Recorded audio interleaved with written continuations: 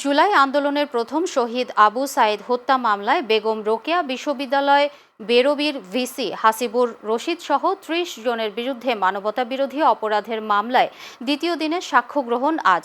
আন্তর্জাতিক অপরাধ ট্রাইব্যুনাল ২ এর চেয়ারম্যান বিচারপতি নজরুল ইসলাম চৌধুরীর নেতৃত্বাধীন বিচারিক প্যানেলে এ সাক্ষ্য গ্রহণ শুরু হয়।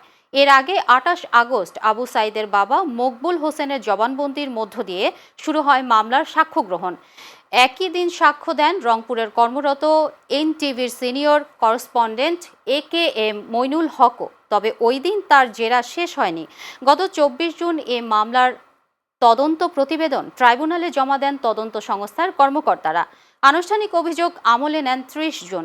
২৮ জুলাই ৩০ আসামির বিরুদ্ধে অভিযোগ গঠনের ওপর শুনানি শেষ করে প্রসিকিউশন। এ মামলায় বেরবির সাবেক ভিসি সহ ২৪ জন এখনও পলাতক। আটক আছেন ৬ আসামি।